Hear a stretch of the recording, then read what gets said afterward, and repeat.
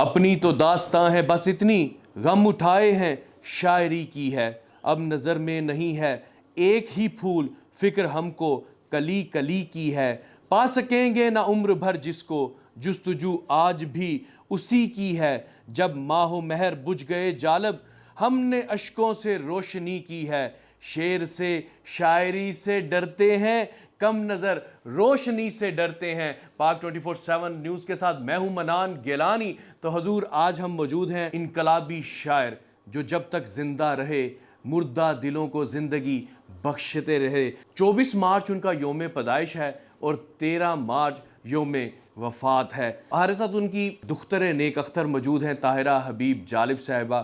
بہت شکریہ میڈم آپ نے وقت دیا۔ السلام علیکم جی، بہت شکریہ آپ کا بھی کہ آپ حبیب جالب صاحب کے حوالے سے باتیں کچھ یادیں کرنے کے لیے یہاں پہ آئے ہیں، ریکارڈ کرنے کے لیے آئے ہیں، تو میں حاضر ہوں جی۔ بہت شکریہ آپ کا میرا بھائی۔ جب تک دنیا میں وہ رہے، ابھی بھی دلوں میں تو وہ زندہ ہیں، تو بظاہر جب تک رہے وہ انہوں نے نہ تو خود آرام سے بیٹھے نہ کسی کو آرام سے بیٹھنے دیا۔ ہمیشہ سے انہوں نے جمہوریت کے لیے آواز بلند کی، لوگوں کے حقوق کے لیے آواز بلند کی۔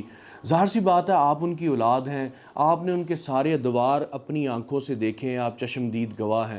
میرا خیال ہے زیادہ وقت انہوں نے جیلوں میں کاٹا۔ بالکل جی، جیلوں میں کاٹا، سڑکوں پہ کاٹا، جلسوں میں کاٹا، لاٹھیاں کھاتے انہوں نے کاٹا، اور اپنا وہ تو گھر آتے ہی نہیں تھے۔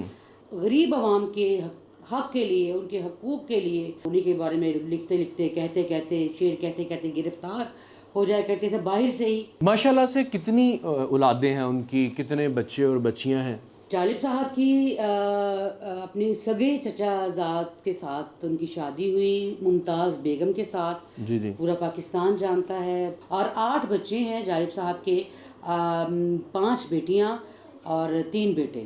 اچھا جی، اچھا، زیادہ تر لوگ یہی جانتے ہیں کہ ان کے صرف 2 بیٹے ہی ہیں۔ پھر جالب صاحب دیکھیں، جالب صاحب ایک برانڈ ہے۔ بالکل۔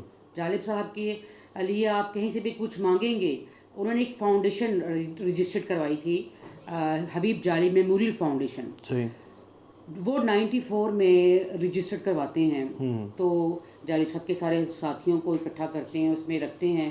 تو جالب صاحب کے جب کوئی وہ پروگرام کرتے ہیں، آرگنائز کرتے ہیں ان کی برسی کے حوالے سے، ان کو یاد کرنے کے حوالے سے، تو جالب صاحب کے ساتھیوں کو وہ بلاتے نہیں ہیں، جو ان کے ساتھ جیلیں بھی کاٹتے رہے ہیں، جو ان کے ساتھ مارے بھی کھاتے رہے ہیں، جو ہمیں آ کے پوچھتے تھے کہ ہم لوگ کس حالات میں ہیں۔ جب جالب صاحب جیل میں ہوتے تھے وہ آ کے پیچھے سے ہم لوگوں کو روٹی کے پیسے دیتے تھے، ہم لوگوں کے سروں پہ ہاتھ رکھتے تھے، تو وہ ان لوگوں کو ناصر جالب صاحب نے بلایا ہے نہیں۔ جالب صاحب کے سارے جو ساتھی ہیں ان سب کو میں ایک پلیٹ فارم پہ اکٹھا کروں گی، یہ میں آپ سے وعدہ کرتی ہوں۔ کہ بچوں میں آپ کا نمبر کون سا ہے؟ بچوں میں میرا نمبر 5واں ہے جی۔ جی۔ جالب صاحب کے بچوں کی ماں بھی ہوں، باپ بھی ہوں، بڑا بھائی بھی ہوں، بڑی بہن بھی ہوں۔ اچھا جی، ایک وہ بڑا مشہور زمانہ کلام ہے ان کا کہ میں بھی خائف نہیں تختہ دار سے، میں بھی منصور ہوں کہہ دو اغیار سے، کیوں ڈراتے ہو زندہ کی دیوار سے، ظلم کی بات کو، جہل کی رات کو، میں نہیں مانتا میں نہیں جانتا، پھول شاہوں پہ کھلنے لگے تم کہو، جام رندوں کو ملنے لگے تم کہو،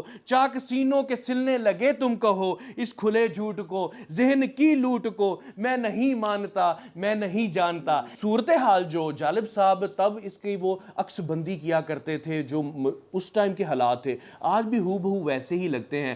یہ شریف فیملی میں سے کوئی ملنے آیا آپ کو کبھی؟ نواز شریف صاحب، شہباز شریف صاحب؟ وہ صرف جالب صاحب کی جو نظم ہے نا، جو ان کی سیاسی شاعری ہے، اپنے جلسوں کو گرمانے کے لیے نا جالب صاحب کی سیاسی شاعری کا سہارا لیتے ہیں۔ اچھا۔ بہت سارے سیاستدان جالب صاحب کی شاعری پڑھتے ہیں، اور دیکھیں جالب صاحب کی جو شاعری ہے نا وہ سیدھا دل پہ آ کے لگتی ہے۔ ایسے ہی میں نے ایک واقعہ سنا تھا جس میں جالب صاحب نواز شریف صاحب جب پروٹوکول میں جا رہے تھے تو ان کی گاڑی روک کے انہوں نے کیا کہا، وہ کیا واقعہ ہے کہ جالب صاحب کو انہوں نے سروبا گارڈن، فیروز پور روڈ پر ایک مکان لے دیا، ایک کالونی کا نام تھا سروبا گارڈن، وہاں پہ لے دیا، تو وہاں پہ چوریاں بہت ہوتی تھی، تو وہاں کے لوگوں نے آ کے جالب صاحب کو کہا کہ جالب صاحب آپ یہاں پہ ہیں، آپ کو دنیا جانتی ہے، آپ کو لوگ جانتے ہیں، آپ یہاں پہ بات کریں کہ یہاں پہ چوریاں بہت ہو رہی ہیں، ہم لوگوں کو بچائیں، آپ کی مہربانی ہے۔ تو جالب صاحب ایون اسٹوڈیو میں فلموں کے گانے لکھتے تھے، جی جی، تو بھائی کو فون کرتے تھے کہ اگر میں یہاں سے فارغ ہوتا ہوں تو آپ مجھے یہاں سوزوکی ڈبے میں مجھے آ کے لے جاؤ گھر۔ جالب صاحب کو بھائی نے بٹھایا فرنٹ سیٹ پہ، ہم لوگ واپس آئے، جب ماڈل ٹاؤن پہ اشارے پہ کھڑے ہوئے تو ساتھ ہی آپ کو پتا ہے کہ نواز شریف صاحب کا گھر ہے، تو جالب صاحب نے پوچھا وہ مطلب کھڑے نہیں ہوتے تھے, گھبراتے تھے, پسینہ اور گرمی یہ وہ بھائی تم کھڑے کیوں, چلتے رہو, مجھے کھڑے رہنا اچھا نہیں لگتا, چلتے رہو. انہوں نے کہا کہ جی بھائی نے کہا کہ جی ابو آپ کو پتہ نواز شریف جا رہے ہیں, نواز شریف کی اپنا گاڑی جا رہی ہے اور پیچھے پولیس ہے, ان کے اشارہ اس لیے باندھا. انہوں نے کہا تمہیں پتہ نہیں کہ میں تمہارے ساتھ بیٹھا ہوں اور جالب تمہارے ساتھ بیٹھا, تم ڈر رہے ہو, جالب کے بیٹھے ہو, گاڑی اس کے پیچھے لگا. اچھا, گاڑی رک گئی. میں نے دیکھا وہ شیشہ ایسے نیچے آیا ہے اور جالب صاحب نے اس کو سلام نہ دعا نہ ہیلو نہ ہائے, او بھائی تمہاری گاڑی کے آگے پیچھے پولیس ہے اور جس علاقے میں رہتا ہوں وہاں پہ چوریاں ہو رہی ہیں. واہ. ہم لوگ بھائی نے ابو نے بھائی کو کہا چلا گاڑی. میں پیچھے پولیس کی طرف دیکھ رہی, مجھے نہیں پتا, میں بچہ چھوٹی سی, آپ تو کہتی ہوگی ایسی گرفتار ہو گئے ہوں. ہاں جی, میں نے پیچھے دیکھا پولیس, آگے دیکھا کہ ہمیں کوئی پکڑنے نہیں آ رہا. ہم چل پڑے, گھر پہنچے تو آگے ڈالا کھڑا تھا, گاڑی کا وہ کھڑا تھا. تو ابو نے پوچھا جا کے ان کو پوچھ کے آؤ کہ گاڑی یہاں پہ کیوں کھڑی کی ہے. میں وہاں پہ پوچھ کے گئی, انکل آپ نے گاڑی یہاں پہ کیوں کھڑی کی ہے, جالب صاحب پوچھ رہے ہیں. تو پولیس نے کہا کہ جی ہمیں نواز شریف کا آرڈر ہوا ہے کہ اپنا جالب صاحب کے گھر کو سکیور کر لو. ہاں جی, ان کے گھر کے آگے کھڑی کرو. تو ابو نے کہا جا کے کہو پھر ان کو کہ مجھے چوروں کے کوئی ڈر خوف نہیں ہے, میرے گھر چور آئیں گے, آدھا سامان میں چوروں کو دے دوں گا, آدھا میں اپنے پاس رکھ لوں گا, پوری کالونی کو سکیور کرو. زبردست, یہ واقعہ ہوا. دن پھرے ہیں فقط وزیروں کے, ہر بلاول ہے دیس کا مکروز, پاؤں ننگے ہیں بے نظیروں کے. بھٹو صاحب بھی کبھی آئے ملنے ان کے پرانے گھر؟ بھٹو صاحب آئے. بھٹو صاحب تو جالب صاحب کے پیچھے ہوتے تھے. اچھا, سارا ہوٹل کراچی میں جلسہ وہاں پہ پریس کلب میں رکھا گیا تو کراچی میں ٹھہرتے تھے سارا ہوٹل میں. جی جی. تو بھٹو صاحب ان کے پیچھے. اچھا, لاہور پیچھے, پاک ٹی ہاؤس میں پیچھے, جہاں جلسے پیچھے پیچھے پیچھے پیچھے کہ جالب صاحب کسی طرح سے مجھے مل لیں, میری پارٹی کو جوائن کر لیں. تو جالب صاحب جب وہ اقتدار میں تھے, جب وہ اقتدار میں نہیں تھے تب تو چلو ایک دو دفعہ ملاقات ان کی ہو گئی. تو جب وہ اقتدار میں ہے تو انہوں نے کہا کہ بھائی میں اگر ان سے میں نے مل لیا تو لوگوں نے یہ سمجھنا کہ پتہ نہیں جالب صاحب نے کچھ لے لیا. ہاں, جالب صاحب بک گئے. جالب صاحب بک گئے. واقعہ سنا تھا میں نے ہلکا سا کہ وہ کوئی لفافہ دے کے گئے, نذرانہ عقیدت دے کے گئے, وہ کیا, وہ ذرا سنائے نا. جالب صاحب گھر میں زیادہ نہیں آتے تھے, باہر ہی رہتے تھے. بھٹو صاحب کو پتہ چلا, بھٹو صاحب گورنر ہاؤس آئے تو انہوں نے کہا کہ جی جالب کے گھر جانا ہے. ٹھیک, بگھی میں آ گئے. اچھا, رات کو 4 بجے 4:30 بجے کا ٹائم, صبح کا ٹائم تھا, اور وہ آ گئے. انہوں نے دروازہ نوک کیا. بھٹو صاحب اپنی بگھی میں آئے اور ہیٹ پہنا ہوا, کوٹ پہنا ہوا, اور نوک کر دیا. دروازہ ہمارا ٹوٹا پھوٹا گندا تھا, فلیٹ تھا. تو وہ نوک کیا تو ماموں اٹھے, باہر آئے. انہوں نے کون, میں بھٹو. دروازہ کھولیے, میں جالب صاحب سے ملنے آیا ہوں. دروازہ کھولا تو انہوں نے کہا کہ جی جالب صاحب تو نہیں ہے. ماموں نے کہا بھٹو صاحب سے. تو انہوں نے کہا اچھا نہیں ہے تو یہ لفافہ لے لیجیے.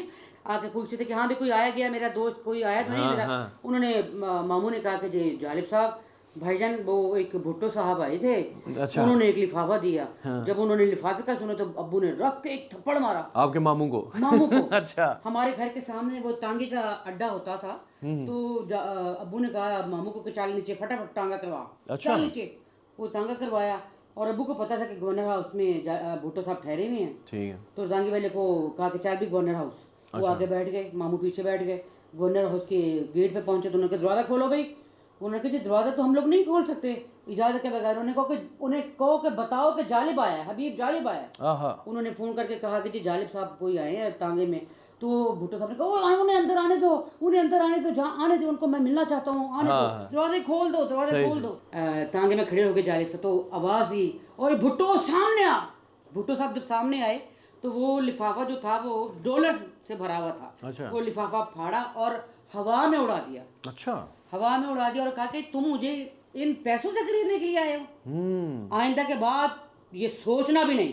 اور ٹانگے والے سے کہا کہ ٹانگا موڑو, وہ گھر واپس چلو.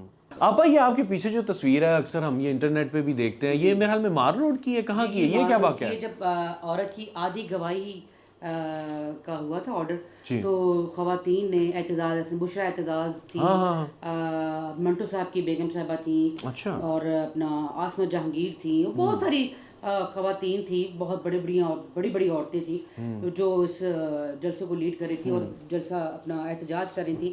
تو جالب صاحب نے کہا کہ اس جلسے کو میں لیڈ کروں گا. اچھا. اور پھر انہوں نے یہ نظم بھی لکھی تھی, اب دہر میں بے یار و مددگار نہیں ہم, پہلے سے بھی پہلے سے بے کس و لاچار نہیں ہم. آپ کی جو والدہ ان کو خاتون اول کا اعزاز بھی ملا؟ جی بالکل. جالب صاحب کے مرنے کے بعد ان کی عیادت کے لیے نواز شریف صاحب آئے تو وہ آ کے بیگم صاحبہ کے پاس 25 لاکھ کا چیک لے کے آئی. نواز شریف صاحب نے کہا کہ میں آپ کے بچوں کے لیے کچھ کرنا چاہتا ہوں, آپ کے بچوں کو باہر سیٹلڈ کرنا چاہتا ہوں. بیگم صاحبہ نے ان کو کہا کہ آپ ایک درویش کے گھر میں آئے ہیں, آپ نے اپنی عزت میں اضافہ کیا, میرے اوپر کوئی احسان نہیں ہے, یہ چیک آپ اپنے پاس رکھیں, مجھے یہ چیک کی ضرورت نہیں ہے. بڑے ہی انڈیپینڈنٹ آدمی تھے اور حلال کھایا ساری زندگی, بچوں کو بھی حلال کھلایا.